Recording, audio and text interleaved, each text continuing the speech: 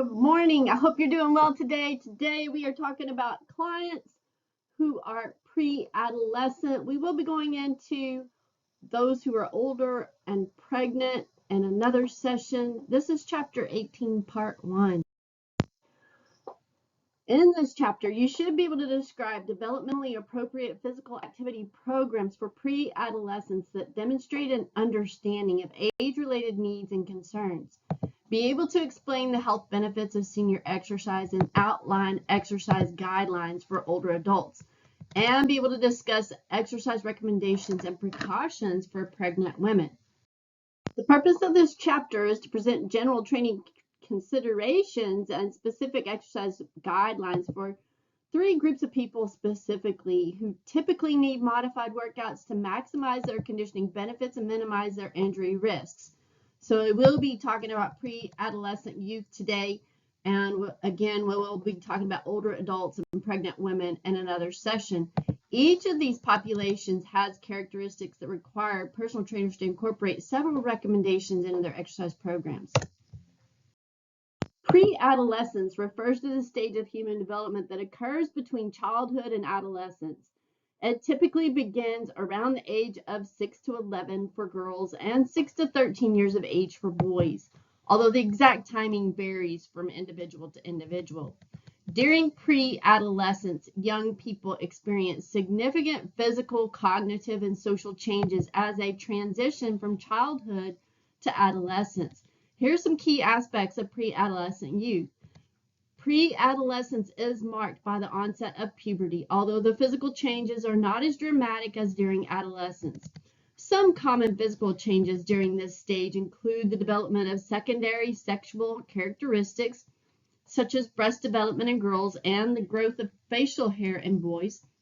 There is also a growth spurt, where children experience rapid growth in height and weight.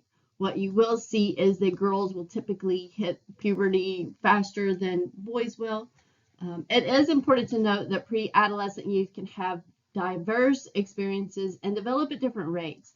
Some may exhibit more advanced physical or cognitive development, while others may lag behind their peers. It's crucial to provide support, guidance, and a nurturing environment to help pre-adolescents navigate these changes and build a strong foundation for their adolescent years. They should be encouraged to participate regularly in a variety of physical activities that enhance aerobic endurance, strength, flexibility, and skill-related fitness abilities. Youth physical activity is essential for their overall health and well-being of children and adolescents. Regular physical activity during youth years has numerous benefits, including improved physical fitness, enhanced cognitive function, better mental health, and a reduced risk of chronic diseases. Several organizations, such as the World Health Organization and the Centers for Disease and Prevention, provide guidelines on physical activity for children and adolescents. These guidelines typically recommend that children and adolescents 5 to 17 years of age engage in at least 60 minutes of moderate to vigorous intensity physical activity daily. This activity should be a mix of aerobic exercises, muscle strengthening activities, and bone strengthening activities. Remember, it's important to consider the age, abilities, and interests of youth when planning physical activities.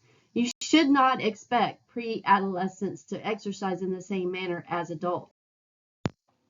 You should engage in activities that strengthen their muscles. These exercises can include body weight exercises, resistance band workouts, or age-appropriate weightlifting under proper supervision. Push-ups, squats, lunges, planks, and modified weightlifting exercises are suitable options. Resistance training can be a beneficial component of a comprehensive approach to address overweight youth. It can help promote weight management, improve body composition, and increase strength and enhance overall health and well-being. However, it is important to approach resistance training for overweight youth with caution and appropriate guidance. Focus on age-appropriate exercises that are safe and suitable for the youth's physical abilities. Resistance training exercises using body weight resistance bands or light weights can be effective.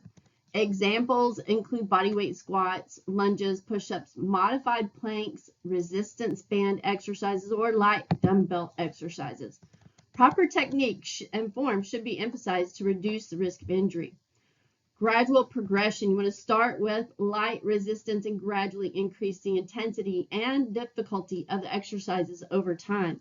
It is important to allow the body to adapt and progress gradually to minimize the risk of injury and ensuring continued improvement. You also want to make sure to provide proper supervision and guidance during resistance training sessions, especially for beginners.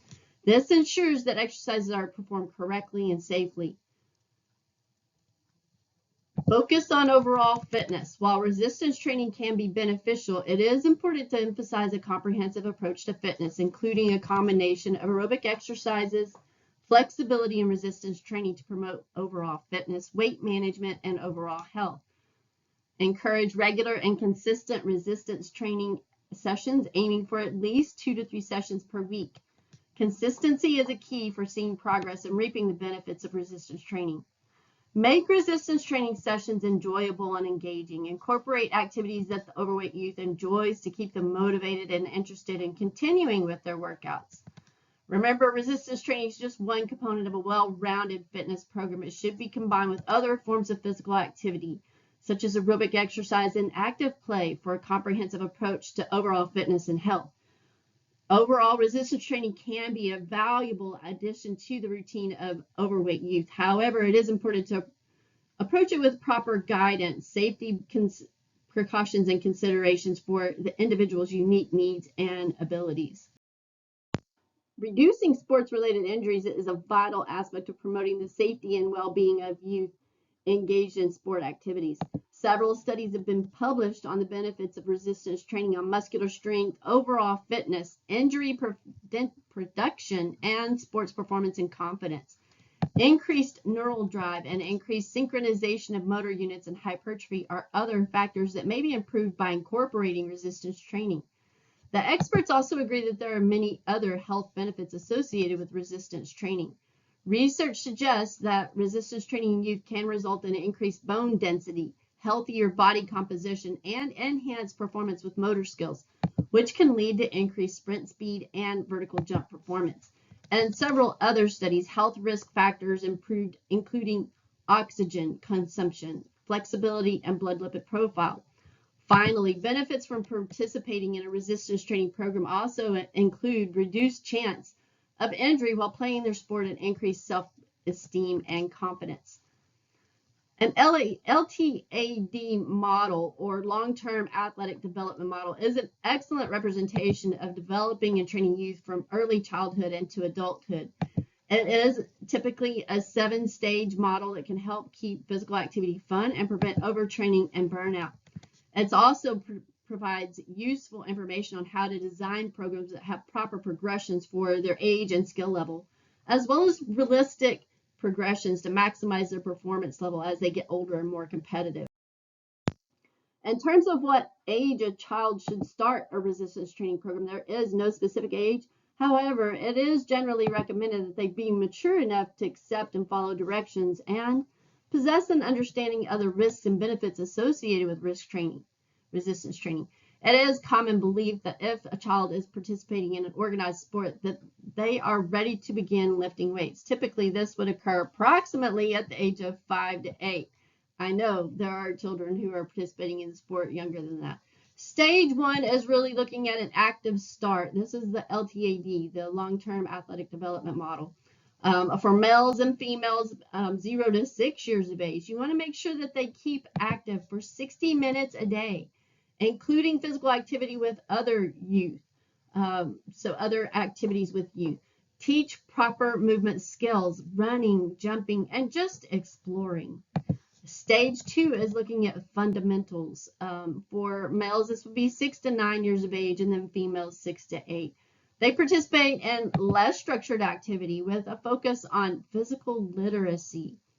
We have, of course, reading literacy. There is such a term as physical literacy as well. Encourage physical activity classes in school and focus on multiple sports that include running, jumping, kicking, and other activities that challenge balance, coordination, and speed. Gymnastics and swimming is something that can be incorporated at this stage. And then stage 3 is learn to train. So this is for males 9 to 12 and females 8 to 11. Really, you want low to moderate structure and focus more on technical competency. Maintain multiple sports, 3 or more, plus unstructured play. With the multiple sports, it may be different seasons. So something in the fall, something in the spring, and then something in the summer. Learn proper body weight training, such as push-ups, body weight squats, pull-ups, crunches, and external resistance with medicine balls and stability balls.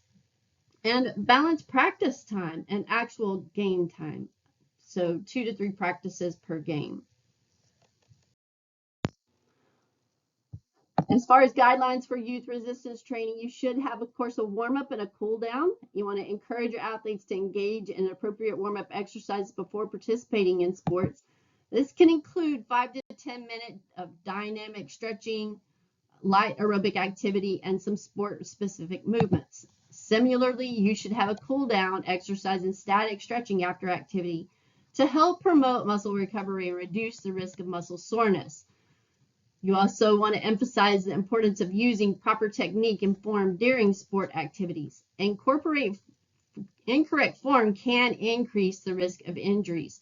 Coaches, trainers, or instructors should provide guidance on correct posture, body alignment, and movement patterns specific to the sport.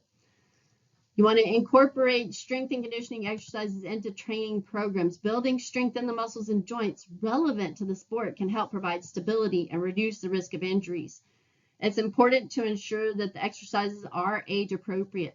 You begin with 1 to 2 sets of 8 to 12 repetitions of a variety of exercises, including exercises for upper body, lower body, and core. And really, you should resistance train 2 to 3 non-consecutive days per week. Vary the training program over time to optimize gains and prevent boredom. You want to avoid sudden or excessive increases in training intensity, duration, or frequency. A gradual progression of 5 to 10% allows the body time to adapt to the demands of the sport and reduces the risk of overuse injuries. Athletes should gradually increase their training load over time. Encourage athletes to prioritize rest and recovery, and adequate rest periods and days off from training are crucial for the body to recover and repair itself. Overtraining and insufficient recovery can increase the risk of injuries, and you always want to make sure that you're using proper equipment and safety. If you are a personal trainer working with children, it is important to approach their training with care and consideration for their unique needs and developmental stage. Here's some recommendations. Safety first. Safety should always be your top priority when working with anyone, and especially with children. Ensure that the training environment is safe and free from hazards. Teach proper technique and form for exercise to minimize the risk of injury. Always have appropriate supervision in place during training sessions. And speak to children using words that they understand. Recognize that each child is unique and has different abilities and goals.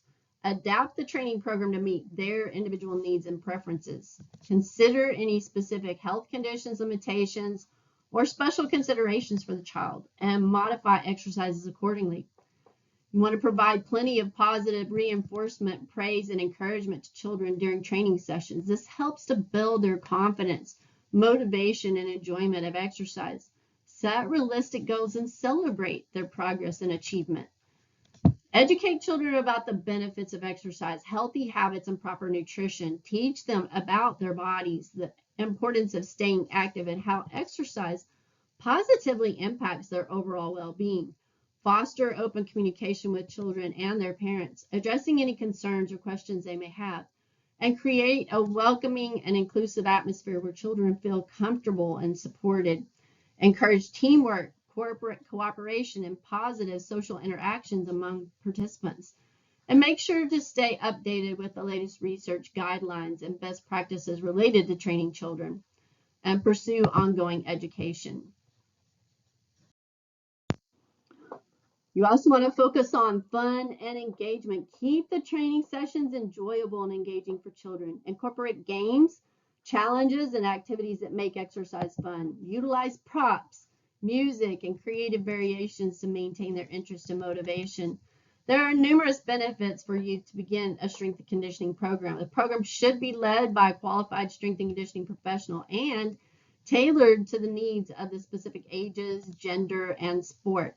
The child should be willing and ready to take instruction to ensure safety, quality training, and to meet performance goals. By following the above recommendations, individuals will be provided with strength and conditioning tools to last them a lifetime. And these are my references. I look forward to talking with you again. We will be going over part 2, where clients are older, and clients who are pregnant in part 3. Have a great day. Talk with you soon.